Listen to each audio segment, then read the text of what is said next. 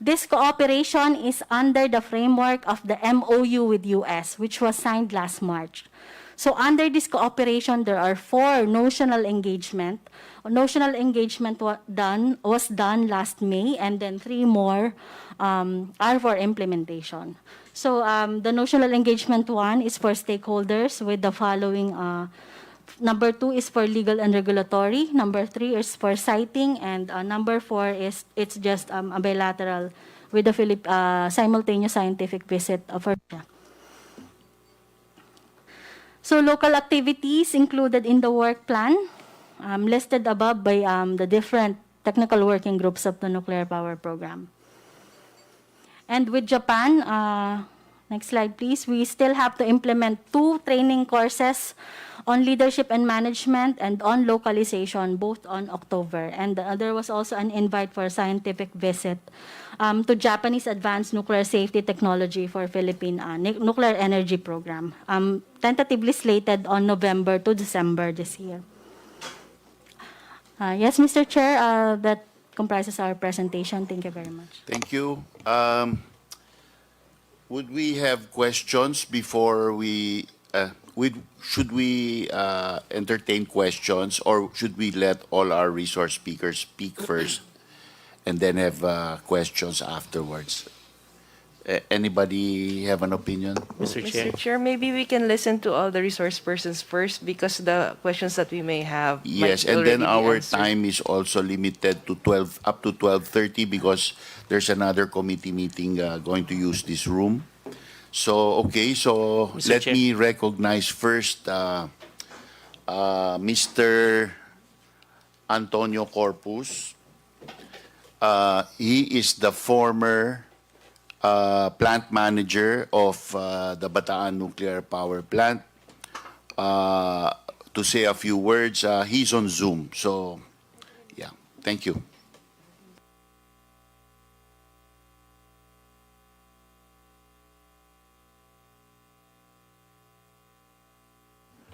Before he proceeds, I'd like to recognize and acknowledge Deputy Speaker Vincent Franco Duque Frasco, who is with us in Zoom. Engineer Edgar Basilio of NEDA, who is also in Zoom. Present here now is the Honorable Bambi Emano of Misamis Oriental, the Honorable Jefferson Kongun, First District Zambales, who is also a Vice Chair, the Honorable Dean Asistio is also here with us, the Honorable Arnan Panaligan, the First District of Oriental Mindoro, is also with us. So may we hear Tony Corpus? For more than 36 years, we have been muted and silent on Bataan Nuclear Power Plant because the government really decided not to do something about it. One moment, please. One moment, please, Mr. Corpus. Can we have the sound fixed, please? Louder. Who is our technical person? I'd also like to recognize and acknowledge the Honorable Mohammed Khalid Dimaporo, First District of Lanao del Norte, and the Honorable Loreto Acharon, First District, General Santos City. Have we fixed the audio? Have we fixed the audio? I'd like to recognize Congresswoman Rachel Del Mar from Cebu. Okay, Mr. Corpus, could you proceed now? Good morning, and thank you, Mr. Chairman, and members of this committee and other guests. I'm very glad that nuclear power is back in the forefront. In our years, when I was still younger, really the government wanted to diversify sources of energy to ensure that we are not dependent on a single source that in the 70s was oil. Today we experience the same problem and we are too dependent on coal. Had we had our nuclear power, we would have stabilized our supply on base load and, as the chairman said, immune from diversity of costs, because you can have nuclear power fuel stored in various stages in inventory and be certain for 10 or 15 years of fuel supply. I'm glad that the government is trying to move into two areas. One, the revisit of the Bataan Nuclear Power Plant, and two, the embarkment of small modular reactors in the future. Of course, we were ready to operate Bataan Nuclear Power Plant using the standards that were set at that time and regulators which were approved at that time as well. Of course, given the 40 years hiatus, it's really needed to upgrade or update whatever are the new requirements that will be required to put it back in line. It is not the 19 criteria used are being proposed. Obviously, were used as well in the Bataan Nuclear Power Plant, and of course, we just need to update them. For the small modular reactors, it's really still in the infant stage, and it's proper really that the country wait for power plants that are already operating to make sure that we have a reference plant. As earlier mentioned, the Bataan Power Plant had three sister plants. The one in Agra in Brazil, the one in Slovenia, and the one in Korea. The last two I've been able to visit during our time. And it's identical really. And as a matter of fact, ours were upgraded after 3 Mile Island while theirs were not. I'm very glad and will be willing to help the committee as a resource person in whatever capacity I can, and maybe we draw in some knowledge from our former colleagues that are still alive, because we are now in our 70s, to help the country move forward. Thank you, Mr. Chairman. Thank you, Mr. Corpus. May I request you to stick around in Zoom so that you may answer some possible questions later on. The chair would like to recognize Professor Caloy Arcilla, who heads the Director Caloy Arcilla, who heads the PNRI, the Philippine Nuclear Research Institute of the Philippines. Thank you. Thank you, Chair Juanco, and honorable members of Congress. First, I'm thankful that a special committee on nuclear energy was created to address this issue. I speak both as director and also as a professor of geology at UP Diliman. I'm Professor 12 there. One of the things that I think the congressmen need to learn is how precarious our energy situation is.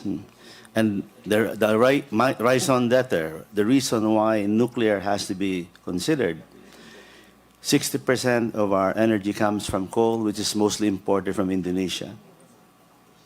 So if Indonesia stops that coal flow, we will be in very difficult situation. And then 20% comes from Malampaya, which is running out.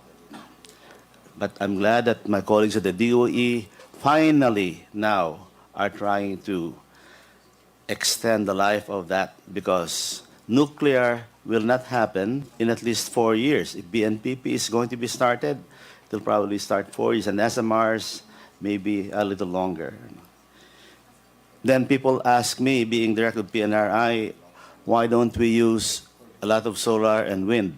Solar and wind are very important. We have to increase solar and wind, but the capacity factor of solar and wind are 30%. Madam Congressmen and Congresswomen, there's one important scientific factor for you to remember why nuclear is important. For 1 unit of uranium, there are 4 million energy units as compared to about 30 to 100 for all other energy sources. Millions versus less than 100. From that consideration alone, then we have to, why are we not using it? That's the first. Second, uranium is more available than coal. And third consideration, just now, we can actually even obtain uranium from seawater. We have experiments at PNRI that will, hopefully within the year, demonstrate that we can actually extract uranium from seawater, which effectively makes uranium a renewable source. So, given the situation that we have for base load, there's really very difficult, we have very difficult choices. And then for those, I totally welcome solar and wind. By the way, for those who might not know, solar is nuclear power because it comes from the sun, which is fusion. Only it's 90 million kilometers away. Now, if nuclear is unsafe, as some people allege, why does America have 94 operating nuclear plants, operating for an average of 60 years and being given a license for another 20 years? 20% of America's power comes from nuclear power. Many of us have relatives in America.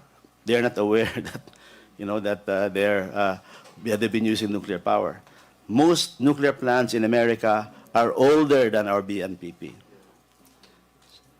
So, one thing I plead with the Congress and Mr. Chair is to actually amend 5207 Republic Act to create an independent regulatory body. As you will know, PAEC before was an independent regulatory body. It was a commission reporting to the President. When President Cory Aquino canceled the nuclear power plant, she, by executive order, put the PAEC under DOST and renamed it PNRI. But it retained its regulatory powers. For example, I signed the licenses for nuclear medicine, transport of radioactive materials, and if the BNPP were to be started tomorrow, I will have to sign the license.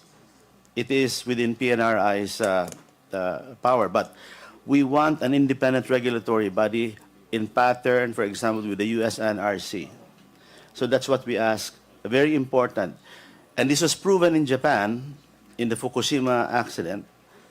By the way, which we have done the root cause analysis. Fukushima will probably not happen in the Philippines, but that's another time. But Fukushima in Japan, Japan strengthened its regulatory body to make it independent so they can make decisions, especially because of the power of nuclear. So that's one of the lessons there. Now, okay, one of the questions others ask us, saan po niyo ilalagay yung nuclear waste? Okay? And I hope to have just 1 or 2 minutes to explain nuclear waste because this is the most important issue facing the nuclear industry in the world. There are 450 nuclear plants operating in the world right now, providing 10% of its power. Only one country is building a repository for the site, and that's Finland. Okay.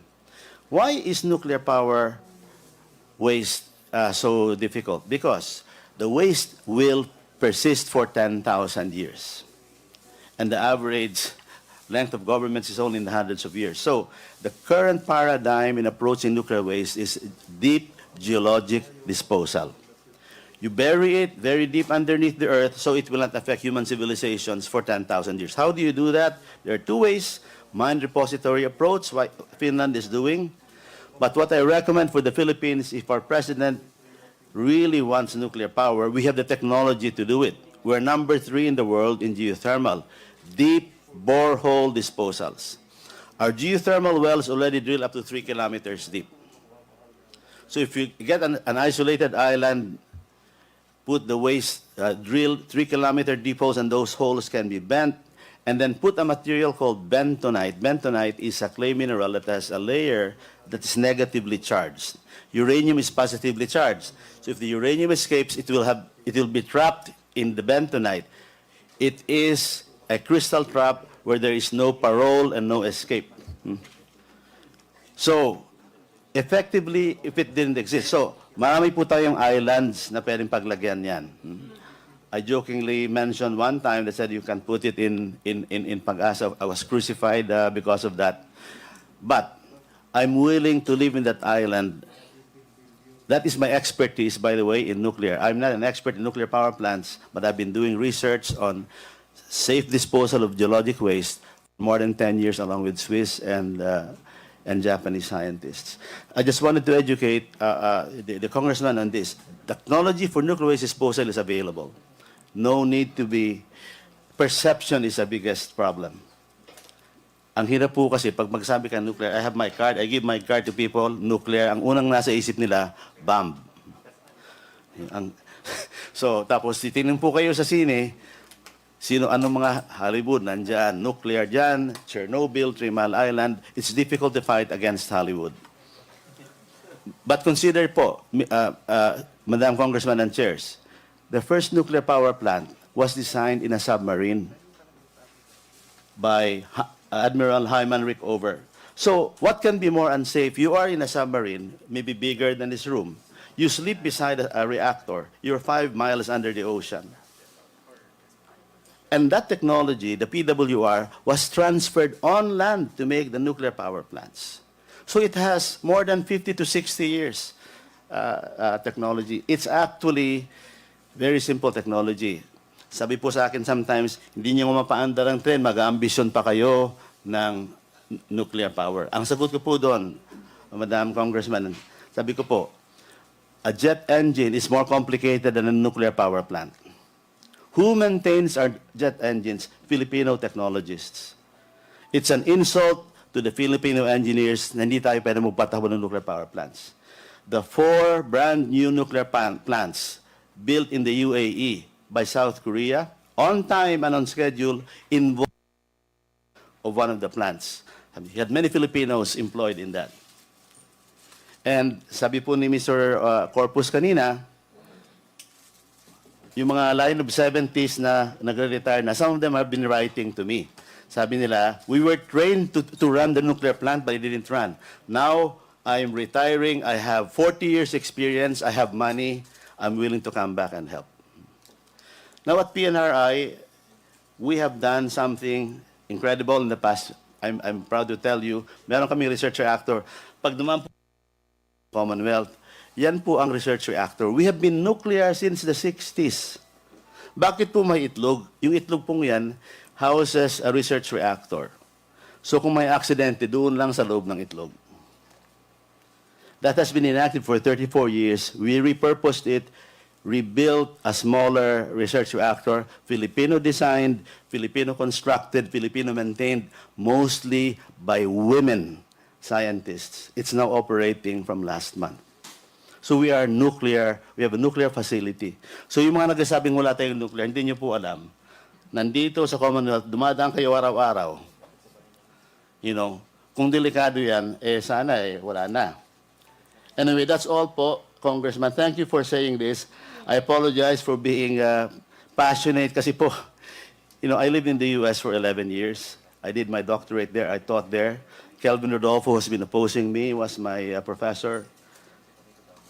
The U.S. has so much nuclear power. My electric bill was the worth of my bus ticket. Hindi ko pinapansin yung kuryente ko. Ngayon po, the average Filipino pays 10% of its take-home pay for electricity. Yun na lang po ang dahilan. Yung mga nagsasabi nag-o-oppose, ang sasabihin ko sa inyo, ano ang ipapalit po ninyo na walang binubugang carbon? Yun lang po. Thank you very much, Chair. Thank you, Professor Caloy Arcilla. Hindi na po 10% kasi mahigit dumoble na ang presyo ng kuryente in the last couple of weeks. So it's more than that, Professor. Anyway, I'd like to acknowledge and recognize the Honorable Salvador Plato, who is also our Vice Chairman from the 6th District of Bulacan. The Honorable Raul Daniel Manuel of the party list Kabataan. And the Honorable Steve Chongbian of Sarangani, Lone District. The Honorable Jaisel Yu from the 2nd District of Zamboanga del Sur, and the Honorable Rachel Del Mar from Cebu City, of the 1st District. They have joined us either in Zoom or personally here. So with that, we can accept questions now. Who would want to ask some questions? I recognize Congressman De Maporo. Thank you, Mr. Chair. My first question is just in terms of the timeline. We know in the SONA that the President mentioned nuclear should be discussed. But time is of the essence because President Bongbong Marcos will not be there forever. And, 6 years goes by really fast.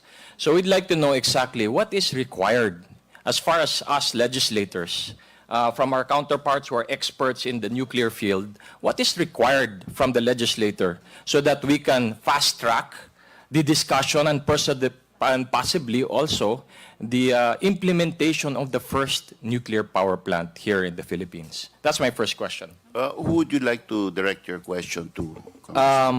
Any of the experts, perhaps with the PNRI director, Dr.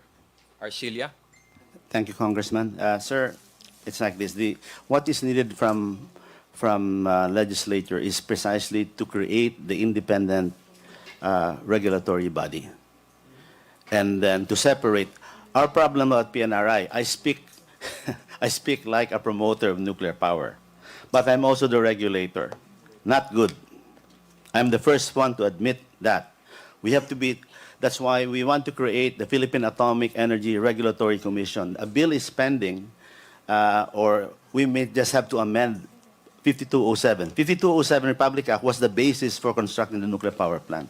That masunod lang po 'yon, ayos na. No? Then pangalawa, may IPIRA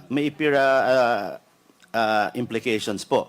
Like if BNPP is restarted, it's owned by the Department of Finance, and that's prohibited as a government entity from selling power. My own opinion only is that the government cannot afford nuclear plant. It will have to be the private industry, PPP. America and Japan have private nuclear plant owners, but they have a very strong regulator. Isang sabi lang ng regulator, that's how important the regulator is for nuclear power po. Thank you, sir. Yeah, may I add to that, Congressman? I'd like to say that all the laws and regulations for regulation exist already today. It's just that they're all in one body, which is the PNRI.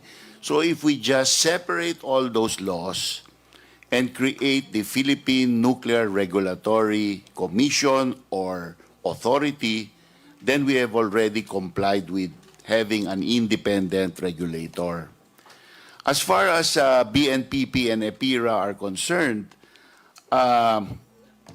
that's a gray area because the government is mandated to get the best value for its assets in privatization.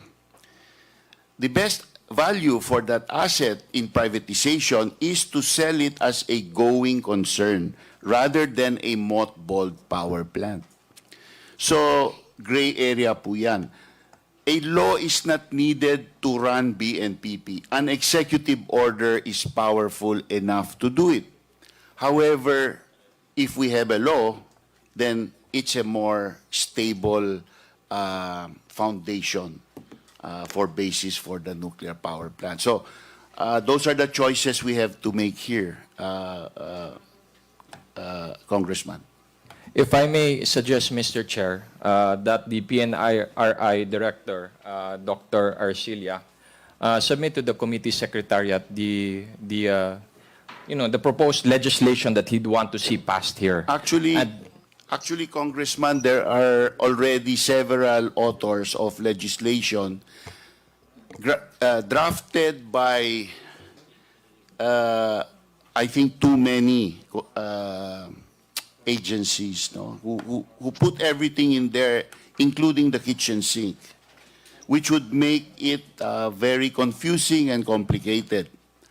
I think just a simple legislation separating the regulatory powers of PNRI and creating a new entity is in order. So actually, I intended to file a bill also, but of course, everybody here is enjoined to come up with their idea. Just a very simple bill that would separate this, and we would have an independent regulator.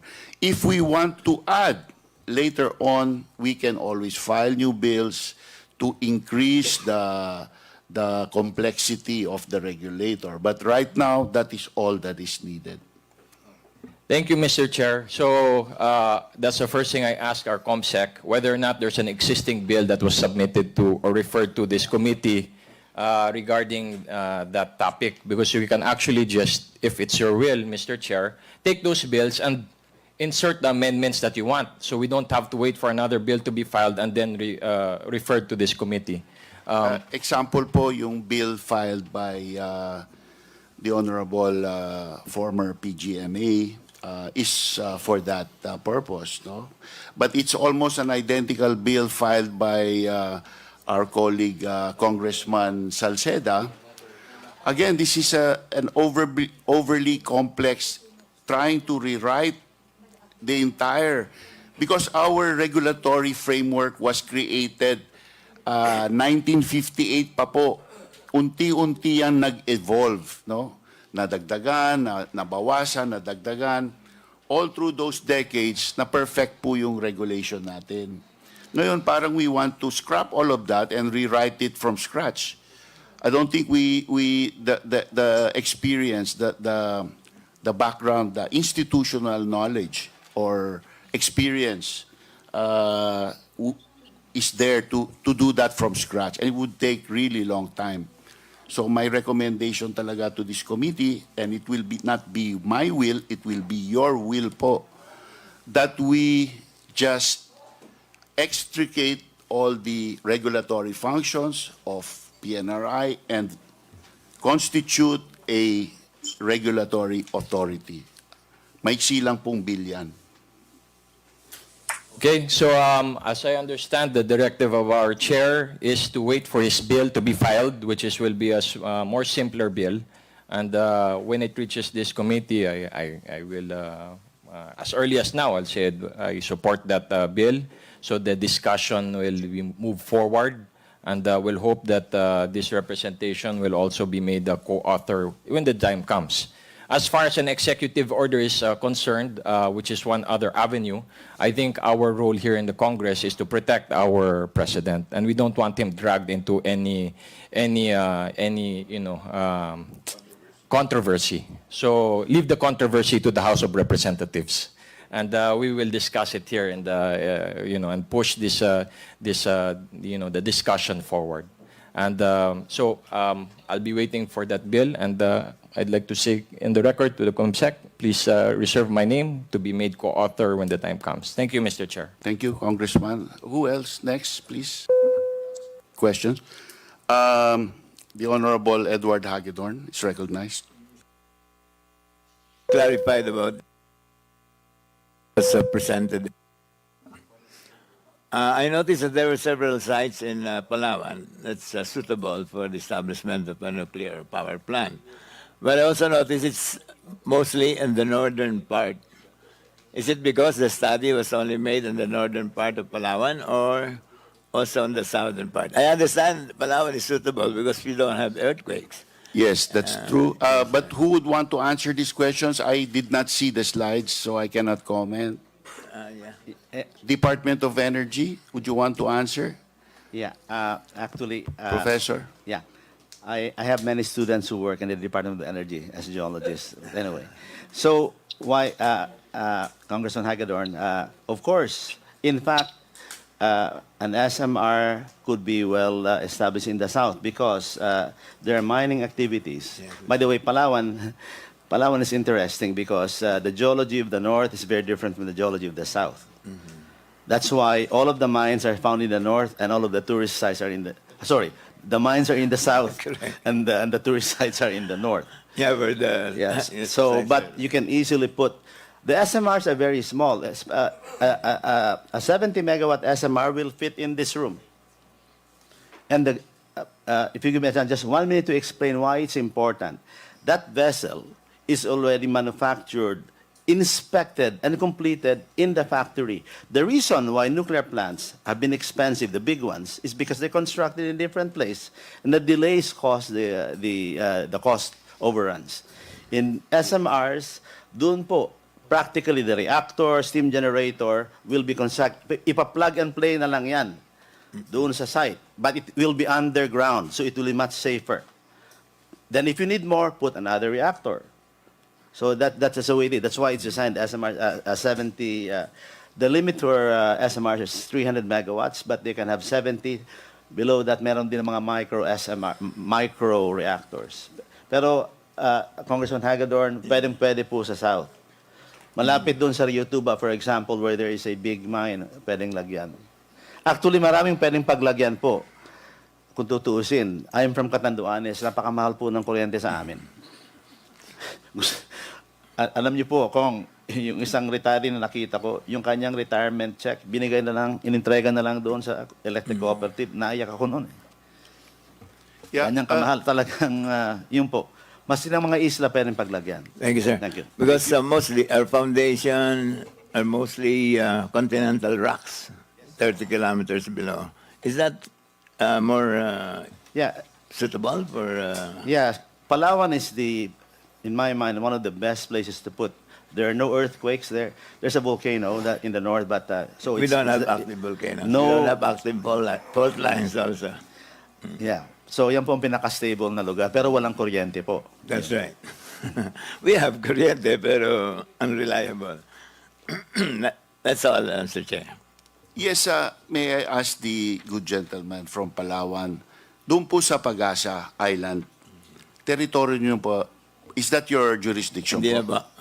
Sino po yung Kay Governor na po yan. Governor Socrates ang may hawak. So, walang congressman po I doon? think that belongs to Congressman Alvarez. I see. Because we would like, the committee would like to invite the mayor there, or I don't know if there's a mayor there. Yes, there's a mayor there. Yes, have a we would government like to in, invite the mayor to be able to discuss with him yung willingness nila to host an interim storage facility. Yes, sir. Yes. Well, I can relay the message. if Thank you want. po. Thank you. Yes, the chair would like to recognize the Honorable Sergio Dagook of the PL APEC party list. APEC. Thank you, Mr. Chair. We have seen here a list of potential sites of SMRs, which is presented by the Department of Energy. May we know, Mr. Chair, what are the criteria of the Department of Energy in the selection of the sites? Yes, Please, Sir- please answer. thank you. For the siting criteria, our siting technical working group follows as what we call siting criteria in adherence with international standards, sir. This representation, Mr. Chair, would like to ask, a copy, if there is a copy or a circular to that effect. Thank you, Mr. Chair. Mr. Chair, just to add, Yes, just one moment, please. Thank you for that, Congressman Dagook. Also in my district, the town of Labrador has passed a unanimous resolution inviting the national government to locate the nuclear plant up to 1,000 megawatts in Labrador in exchange for free electricity of their consumption. It's not much. May I ask the DOE, are you the only agency that certifies the suitability of sites? And if so, and then if you are the lead agency anyway, may this representation ask you to include Labrador to be evaluated as a possible Mr. Chair, site? Mr. Chair, I think there's a smoke somewhere. Yeah, and Yes, there's smoke outside, but it's already controlled, Congressman. So, okay. Might coffee be machine. Might be nuclear something. Nasunog yung coffee Yeah, machine. might be nuclear It's a coffee. nuclear burning. coffee. Yes. If it's nuclear, we will not even hear it. No? Mr. Chair. Mr. Chair. Yes, Congressman. Can I see your name, sir? Kongun. Yes. You recognized?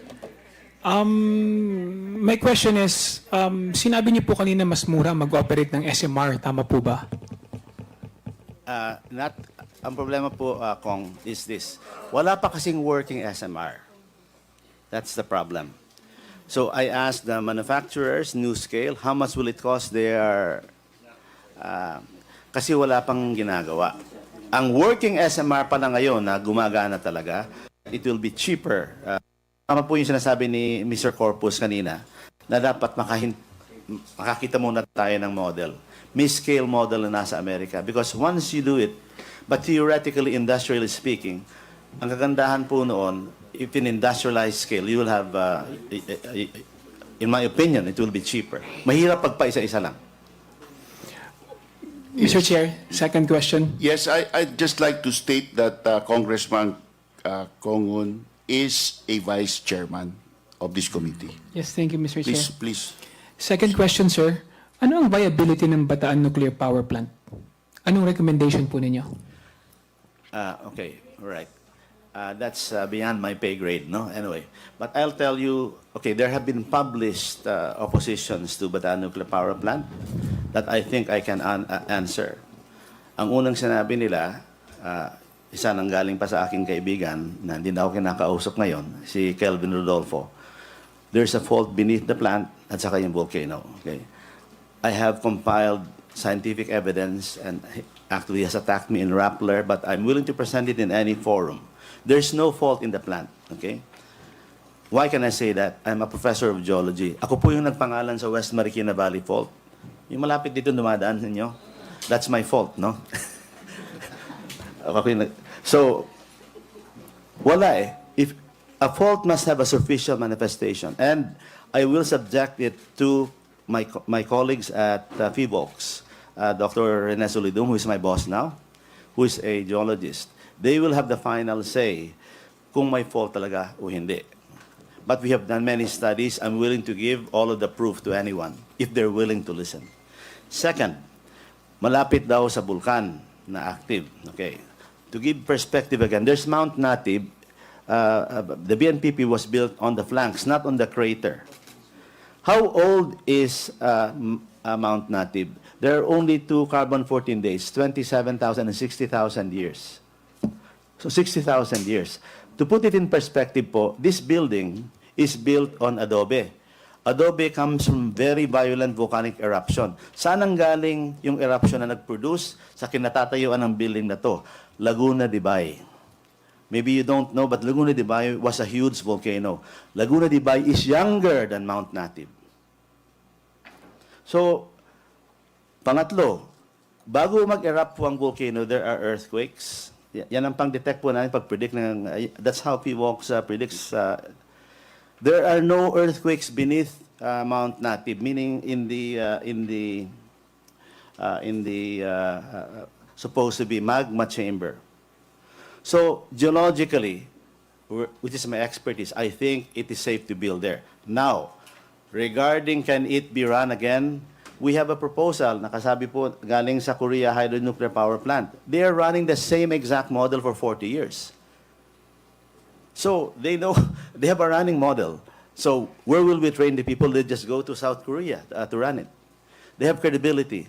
And South Korea has just built 4 brand new large nuclear power plants in the UAE, an oil-rich country. And they're the only country that has built a nuclear plant on time and on schedule.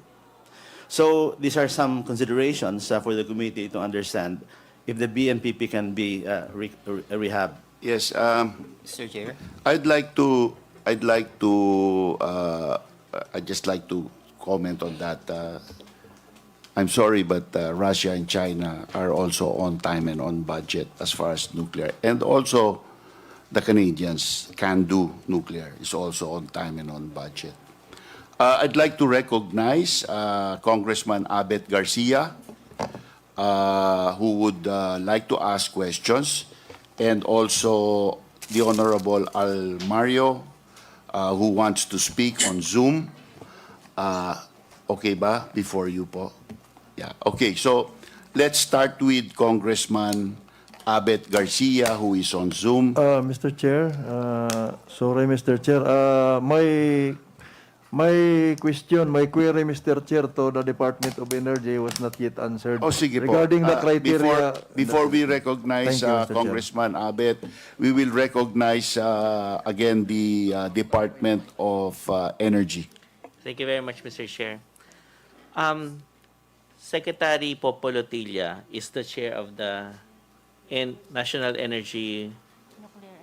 Nuclear Energy Program Interagency Committee, and he will be calling for the organizational meeting of the NEPIAC under EO 116 this month. And it is composed of a lot of agencies, as presented earlier in the DOE's secretaries and assistant secretaries to be assigned in that committee. There will be a roadmap, no, na ipapasa po ng committee. So that will also answer the question of Representative Dimaporo.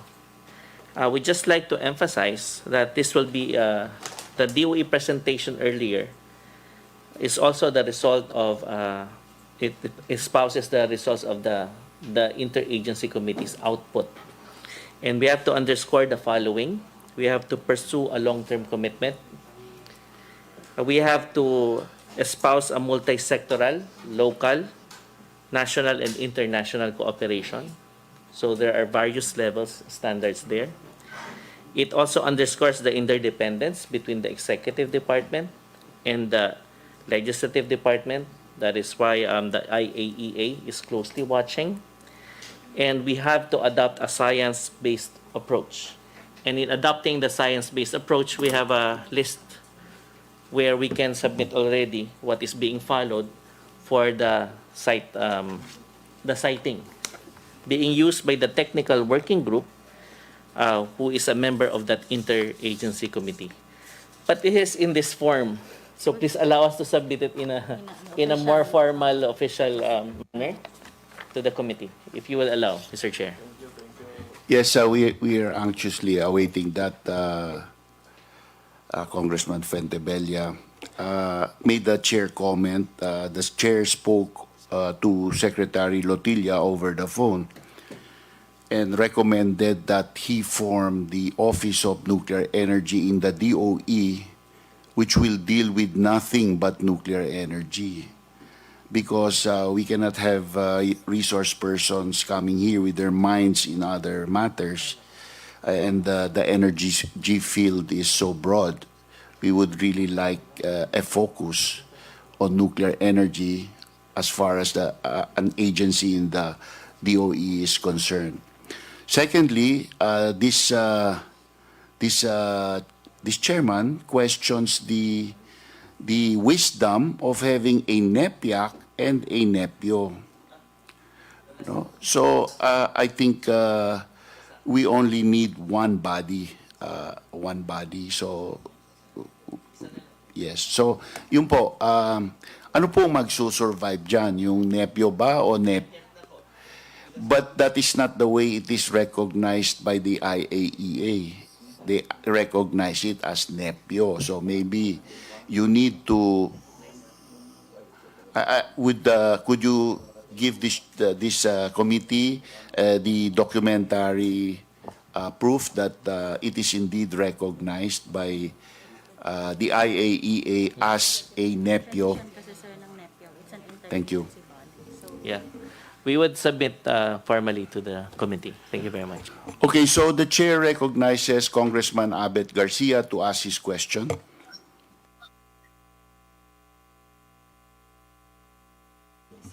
So, since is not yet here, si Congressman Nisay is also on Zoom with a question. Ay, Sir Chair. ito po, Congressman Nisay, sorry po. Okay. Good morning, Mr. Chair, esteemed colleagues and guests. I would like to raise our concerns regarding BNPP.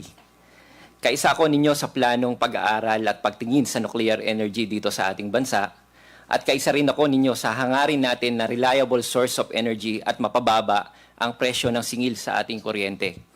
But this representation strongly opposes the plan of reviving Bataan Nuclear Power Plant.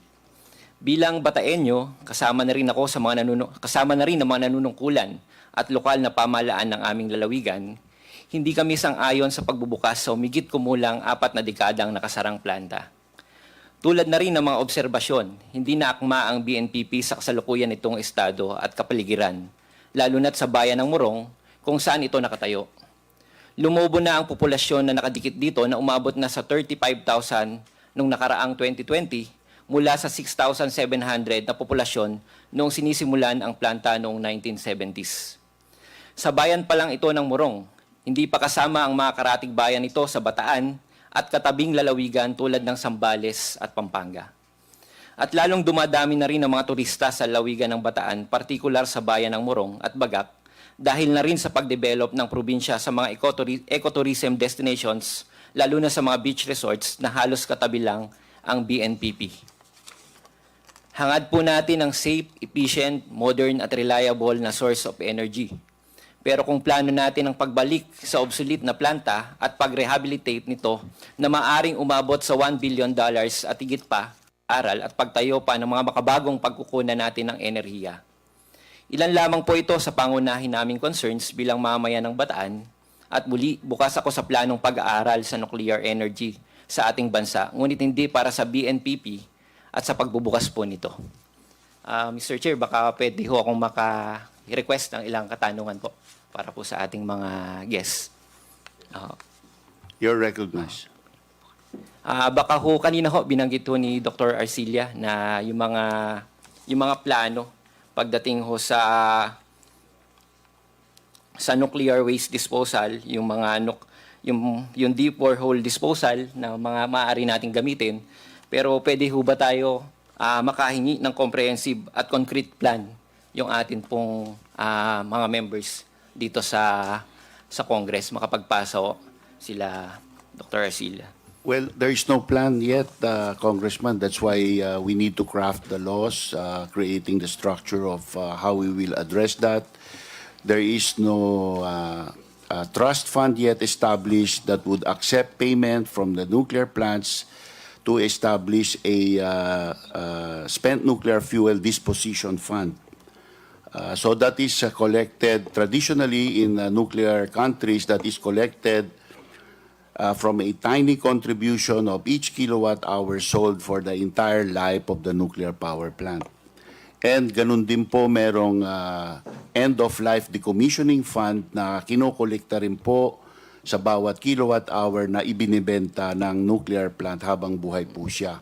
Wala pa po lahat yan. So those are the plans on why we say that it is not a problem we are passing to the future. It is a problem we addressed directly when we run a nuclear power plant. Thank you, Mr. Chair. Isa pa akong tanong para naman ho sa ating mga kasama sa DOE. Nakita ho natin kanina na sa isa sa potential sites po ng nuclear power plant ay yung sa Bataan. Ano na ho what is your department's current stand on BNPP, revival and rehabilitation po? That has been part of the agenda for NAPIAC, for the interagency committee to discuss. Thank you, Mr. Chair. Yes, may the chair comment? Is it okay if the chair comments on the comments of the Honorable Nisay? Firstly, I'm disappointed that DOE has no more straightforward answer regarding BNPP, no? Because it is a 100% complete, well-built nuclear power plant. that is not obsolete by any stretch of the imagination. In fact, Congressman Nisay, sana po makinig kayo mamayang hapon. Ako po ay magpi-privilege speech tungkol sa Diablo Canyon Nuclear Plant sa California. Nakatatapos lang pong pagbotohan ng Assembly ng California at ng Senado ng California na akala po namin na mga pro-nuclear matatalo, ngunit nagkaroon po ng landslide reversal of opinion at sumang-ayon po lahat na ipagpatuloy ang Diablo Canyon after 2025 for at least 5 more years. 2025 po matatapos ang kanyang 40-year original operating license. Ang US NRC po na kailangan magbigay ng lisensya, hindi naman po nagbibigay ng lisensya ng 5 taon lang. Ang minimum po is 20 years. So from 40 years to 60 years po ang magiging lisensya na ibibigay ng US NRC. Ang ating BNPP po ay hindi pa nakaranas ng kahit isang neutron. Yung pong neutrons ang dahilan kung bakit sa loob ng 80 taon nagiging malutong ang bakal ng reactor pressure vessel na nagpapaluma sa isang nuclear power plant. At dahil hindi pa po Okay, so pagkatapos po ng talakayan na yan sa Kongreso, para igit ang murang ngayon naman po mga barangay naman po ang titipunin para sa diskusyon or magkaroon po ng diskusyon. Kaya't sisimulan po nila dyan po sa may barangay Tubuan at barangay Uyong.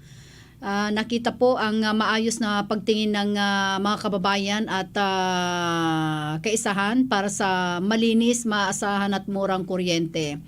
At bunsod po nito ang mga schedule sa mga susunod na pagpupulong sa mga munisipalidad ng Labrador.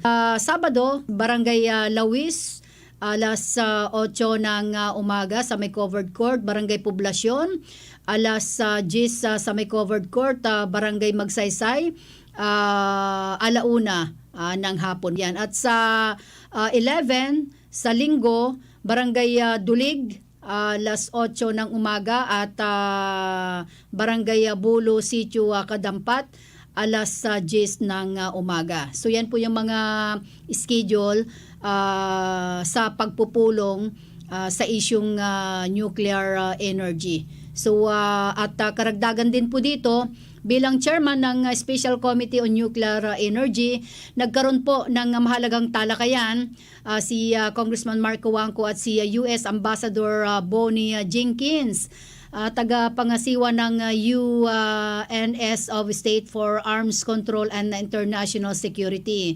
Pinag-usapan po ang paggamit ng enerhiyang nuclear sa mga mapayapa at mabuting paraan tulad ng pagsusulong ng murang kuryente para sa mga ordinaryong Pilipino. Tinalakay din dito ang hakbang kung paano maabot ng bansa ang isang tunay na malinis at maaasahang enerhiya. Nagpasalamat po si Congressman Marco Wangco kay Dr. Jenkins sa paglalaan ng kanyang oras at katanungan para sa pulong. Marka po ang pagtutulungan nito kung gaano kaimportante ang ating advokasya sa loob at sa labas ng ating bansa. Okay, so wala na po tayong sapat na oras sa may technical department, si kasamang Cesar Soles. Sa ngalan po ni Raymond Jan Avillera, ako po ang inyong pansamantalang nakasama. Baliga salama't maabigya kabosan at sikinamin.